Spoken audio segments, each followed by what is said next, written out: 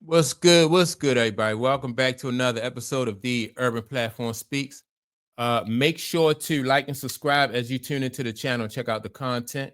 And with that being said, man, I want to speak on Caitlin Clark and the tour, like the tour that Caitlin Clark is doing across the WNBA, and how, in my opinion, the tour that Caitlin Clark is doing across the WNBA is really not benefiting anybody, not a whole lot more than just Caitlin Clark. And that, in my opinion, that's not Caitlin's fault.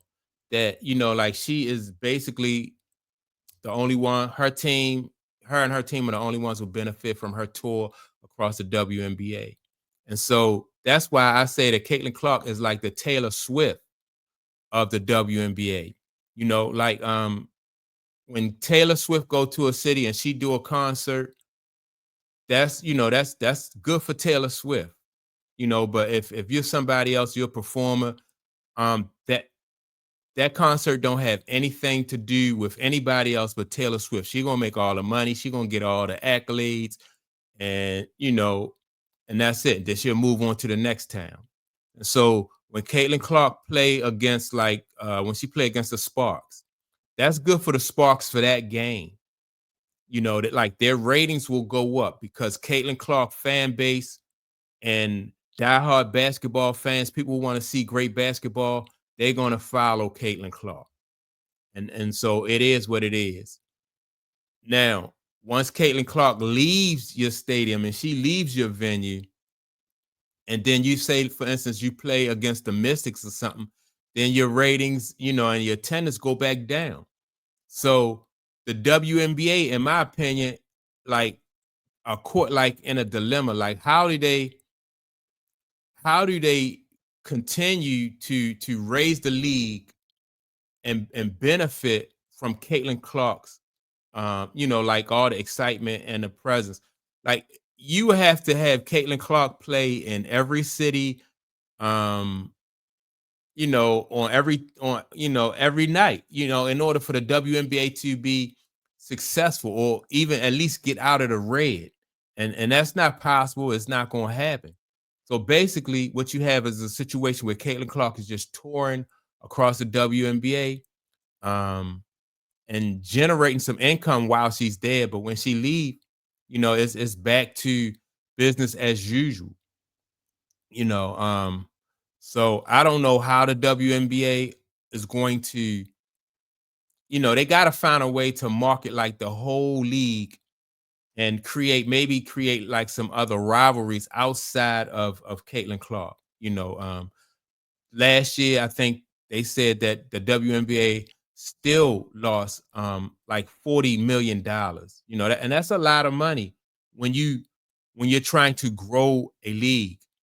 The WNBA, I think, how long has they been around? Since like the late '90s, and they've never turned a profit. And so to put all of that on one person, I think is in my opinion, it's unreasonable. It's not fair, and I don't know how the WNBA really going to get themselves out of this hole. And I think now they're generating a lot of buzz around her. Like when you have these young ladies who are like Foul and Caitlin Clark, and then Caitlin Clark have all these different disputes after every game.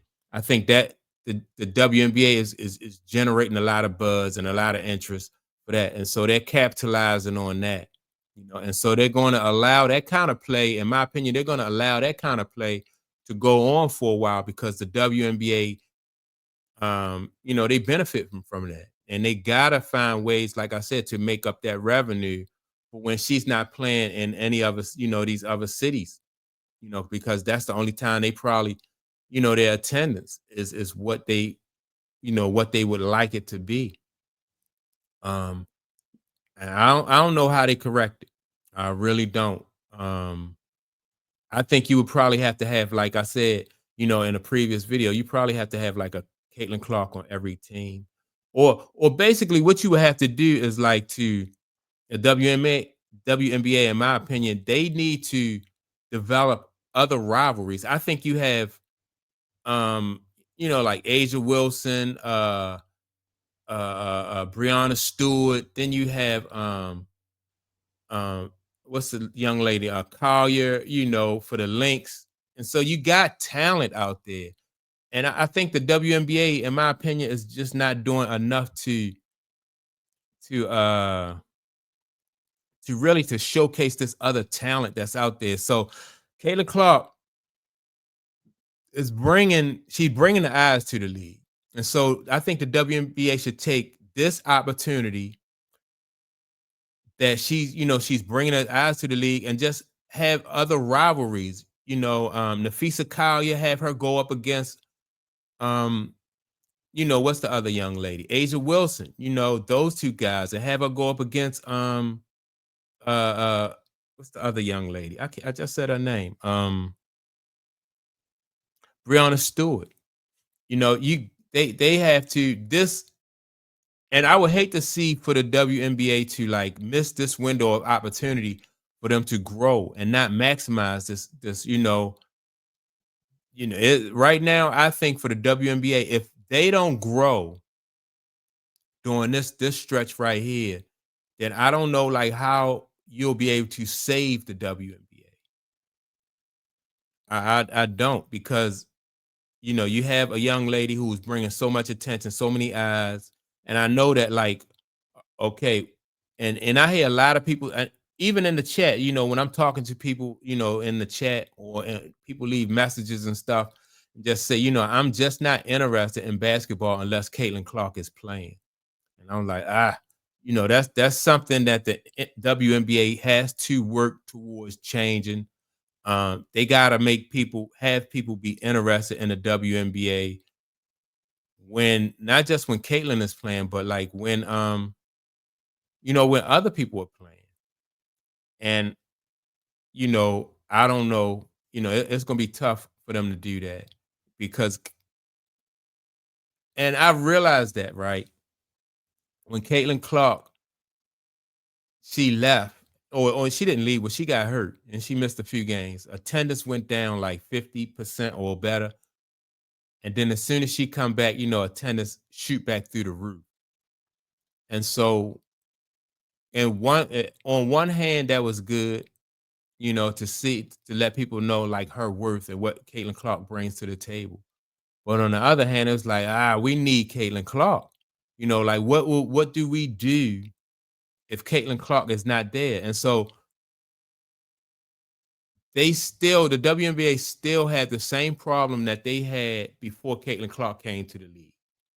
You know, they still need to find ways to generate some interest, because you have a person in Caitlin Clark who is just, basically, she's on tour.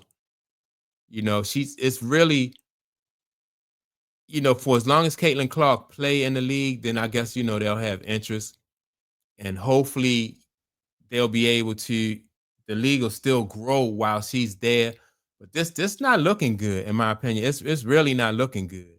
If you have one player and you expect this one player to um to grow the league, I don't think, you asking her to do something that Michael Jordan or Tiger Woods didn't do. Tiger Woods, when you think about golf was not in the red. Golf was not in a bad place. Golf was still, people were still making millions of dollars playing golf. Now Tiger Woods did generate a ton more interest. Just like Caitlin Clark did for the WNBA. Tiger Woods did do that. And people, he, like the purses and the winnings that people was able to gain while Tiger was there, that increased. But Tiger Woods was not asked to pull a sport out of the red. That's just so hard to do. Michael Jordan the same way. Like um the NBA was not in the red when Michael Jordan hit the league. They were on the upswing, and Michael Jordan helped to elevate it, and he helped also to make it an international game. And so to expect Caitlin Clark to do any more than what she's already done, But I will say this. I think that if the WNBA, when Caitlin Clark had it came in, if the WNBA was like where the NBA was when Mike got to it, then man, the WNBA right now, the whole league would just be going crazy, And then I think no way people would be, targeting her and fouling her and stuff like that. But that's just not the situation. This league is in the red, and these women don't have any incentive really not to target her because they don't really benefit from her presence except for the game the one game that or the game that they playing against her. That's it. Other than that, it's business as usual. So that's my take on it. I just think that Caitlin Clark is basically on tour, and the tour benefits Caitlin Clark and the Indiana Fever, and that's about it. Um, it's almost like the WNBA is like prolonging the inevitable, right? And the unless they find a way to um to generate more interest, then they just prolonging it the inevitable, and eventually I think the league will have to fold because if they can't generate no interest now with Caitlin Clark in there, then I don't think the league is going to be able to make it, and I don't think the women in the WNBA are going to be able to get paid like they want to get paid because they're not drawing. They're not a box office draw like they want to be. And yeah, that's my take on it. Make sure to like and subscribe. Also, don't forget to leave a comment. And with that being said, I will check you all out in the next episode. Peace.